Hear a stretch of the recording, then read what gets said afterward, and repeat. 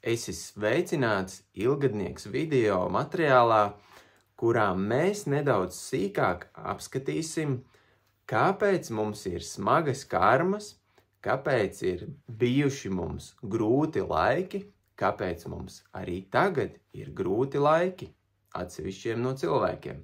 Reizes atpakaļ, kad es tikko biju uzsācis savas gaitas, lai attīrītos un iepazītu enerģētisko pasauli, ezotērisko pasauli, dzīve mani saveda kopā ar brīnišķīgu dziednieci. Šī dziedniece kļuva par labu manu draugu, bet brīdī, kad mēs tikko satikāmies, viņa man pastāstīja ļoti interesantā veidā, kam tad katrs cilvēks, katra dvēselīte ir izgājusi cauri, kam iet cauri pat laban, un kā tad īsti notiek viss evolūcijas process dotajā brīdī, kur mēs atrodamies. Viņa sāka savu stāstu ar interesantu zīmējumu. Reiz sen atpakaļ mēs uzsākām savas gaitas šajā vietā, gaismas pasaulē, bet mēs gājām, lai iepazītu tumsu. Tāpēc mēs devāmies lejup, vibrāciju pasaulē. Te mēs atzīmēsim tumsas zonu un gaismas zonu. Tātad mēs devāmies lejup. Katra mūsu dzīve bija ļoti neliels laika sprīdis. To mēs atzīmējam ar šādām te strīpiņām. Katra dzīve īss laika periods, bet mēs turpinam un turpinam doties lejup. Ļoti daudz dzīves, ļoti daudz reinkarnācijas piedzīvotas dvēselē, dodoties lejup, tā teikt, uz tumsas vibrāciju zonu, tumsas pasauli. Katrā šajā reinkarnācijā dvēsele, ja mēs atzīmēsim šādi dvēseli, tad dvēsele dodās lejup. Viss šis ceļš ir dvēseles evolūcijas ceļš. Katru dzīvi no dzīves tika gūtas visdažādākās pieredzes, tajā skaitā arī negatīvas pieredzes, daudz dažādas pieredzes. Mēs viņas saucam par arī karmām. Mums ir gan pozitīvās karmas, gan arī negatīvās karmas. Un pieredzes mēs attēlot varam visdažādākajās krāsās. Tātad dvēselei dodoties lejup, viņa apauga ar dažādām pieredzēm, tajā skaitā arī ar negatīvajām pieredzēm. Negatīvā karma tiek gūta. Kad dvēsele gūst attiecīgu attīstības punktu lejā, tā varētu teikt, tad dzīvē pienāk tāds brīdis, vai evolūcijā pienāk tāds brīdis, kad dvēsele izvēlās celties augšup. Un ko tas nozīmē? Tātad doties augšup, tas nozīmē to, ka visas šīs te pieredzes, kuras ir gūtas šajos te līmeņos,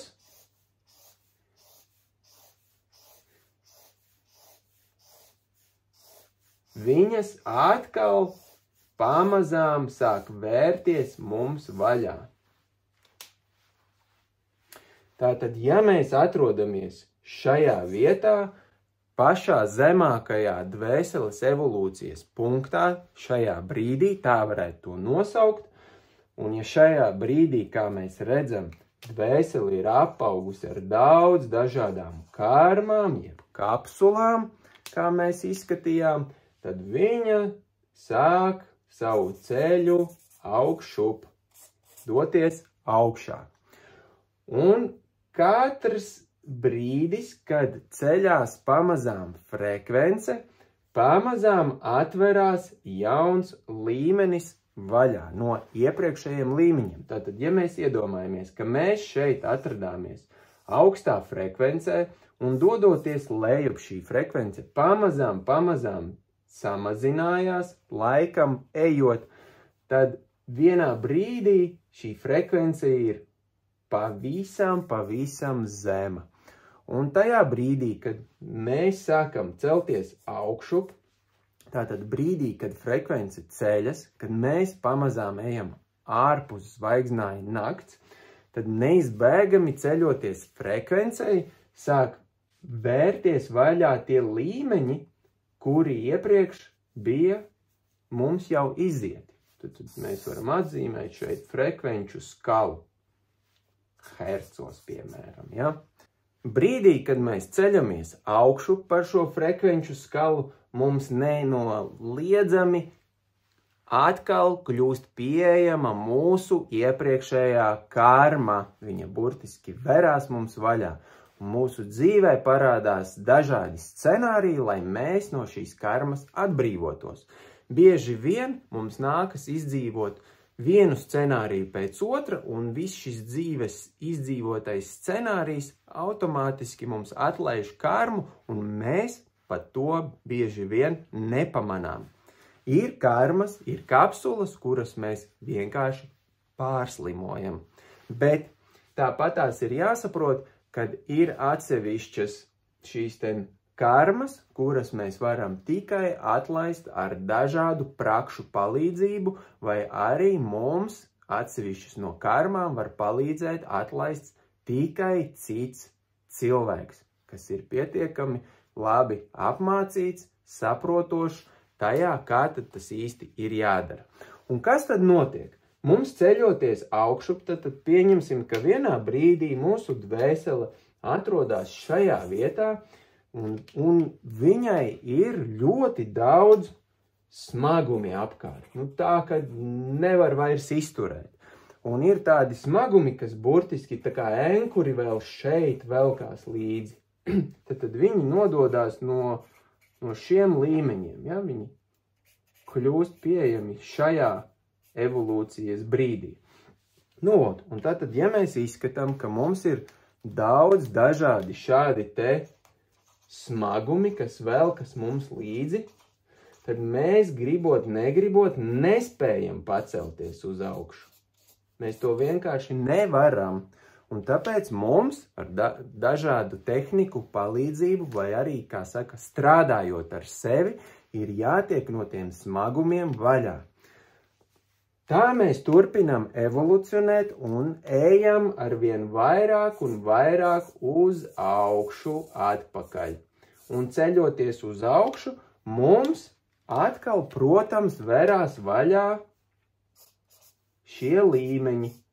Un šīs te karmiņas, kas gūtas ir šeit, viņas parādās mums šajā te brīdī.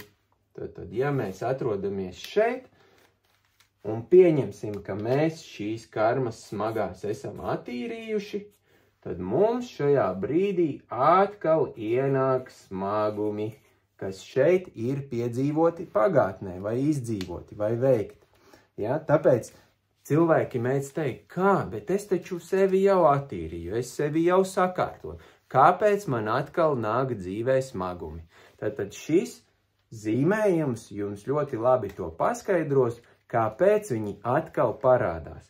Bet nevajag pārdzīvot, jo vienā brīdī, kā mēs redzam, tiks sasniegts attiecīgs punkts, kurā vairs šie smagumi nebūs. Tāpēc, kad viss no šīs puses, no mūsu pagātnes būs jau attīrīts un atstrādāts. Tad, ja mums dvēsele nonākusi ir šajā vietā, un visi šie te iepriekšējie smagumi, kā mēs skatāmies, ja, viņi ir attīrīti, visi mēs esam tīri, skaisti, pūkaini, mums ir palikusi tikai mūsu labā karma, tā varētu nosaukt, ja, pieredzes, kuras gūtas, tad brīdī, kad mēs izejam ārā no šī te mūsu ceļa caur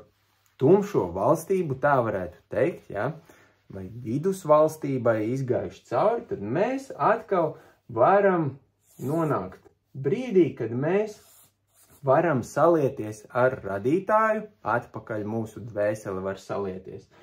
viņa var doties tālāk kosmiskajā evolūcijā, viņa var doties atkal lejā, nākamajā aplī, teiksim tā, gūt šīs pašas pieredzes, vai arī, kā mēs izskatījām grāmatā, Ilgadnieks 2, tad viņa var aiziet pie radītāja, salieties ar radītāju, atdot savas pieredzi gūto radītājam, un pēc tam ar radītāja pieredzi jau vai nu doties kosmiskajā evolūcijā tālāk, vai doties šeit atkal lejā, lai gūtu pieredzes.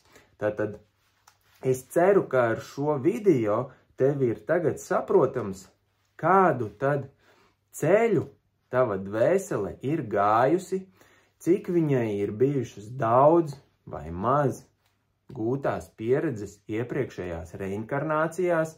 Šajā zīmējumā tagad tu redzi, ka dzīvi no dzīves dvēsele grima arvien zemāk un zemāk tumsas valstībā un guva dažādas karmas un tajā pašā laikā dažādas pieredzes. Šajā ceļā tika darīti visdažādākie darbi, tajā skaitā arī nevisai labi darbi, bet tā ir vērtīga pieredze, kura ir gūta, un arī par šo pieredzi ir diezgan dārgi samaksāts, un tiek maksāts atsevišķiem vēl joprojām.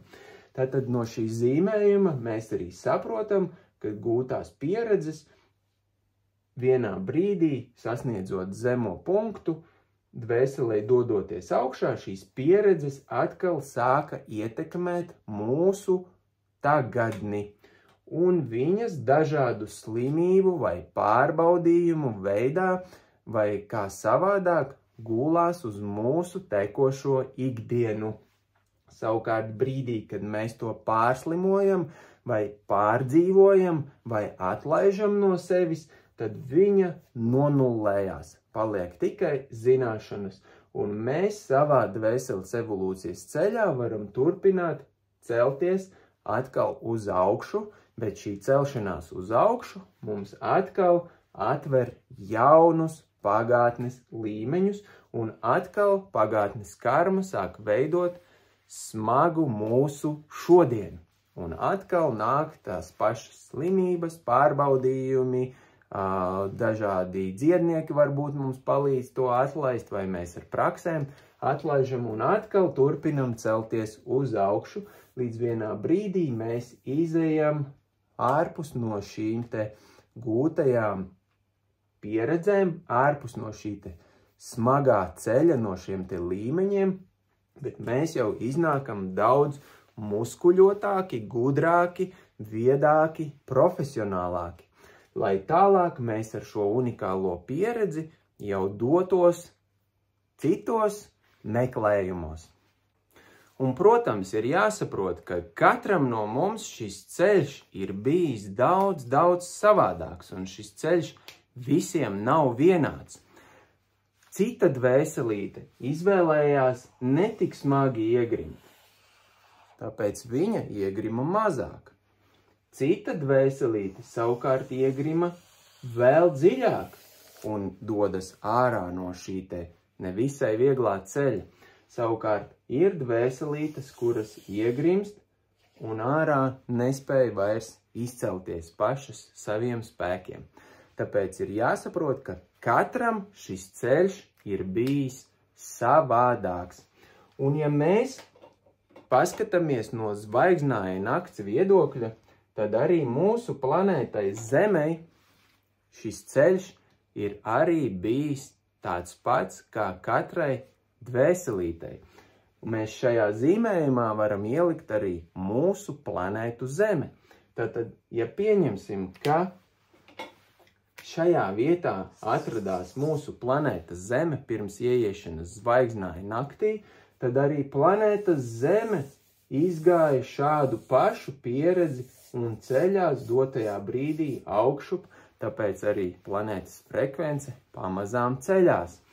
Arī planēta uz šīs te pieredzes gūšanas ceļa apauga ar dažādām smagām lietām. Un ne jau planēta ar viņām apauga, bet cilvēki, kas uz viņas rīkojās. Tātad, ja mēs iedomājamies, ka šeit ir mūsu planēta Zeme, un uz viņas atrodas vairāki miljardi cilvēku, tad visi šie cilvēki ir ar dažādām karmām, dažādiem smagumiem aplipuši. Līdz ar to visa planēta, viņa ir arī ar tādu, varētu teikt, pat smagnēju enerģētiku. Bet brīdī, kad planēta ceļās uz augšu, planētas frekvence ceļās, tad arī kopā ar visiem planētas iedzīvotājiem, gan planēta, gan iedzīvotāji pamazām attīrās. Un arī mūsu planēta vienā dienā, izorbitējot ārā no zvaigznāja nakts, kad visi cilvēki ir attīrījušies, viņa kļūt viegla, gaiša, patīkama jebkuram, kas uz tās atnāk dzīvot. Es ceru, ka ar šo video tev ir saprotams viss tas ceļš, kam mēs izgājām cauri, kam mēs ejam cauri vēl pat laban, un ir saprotama tālākā nākotne, uz kurieni tad katrs no mums pēc šīs skolas dosies tālāk. Vēlu visu to labāko tev un uz tikšanos nākamajos Ilgadnieks video.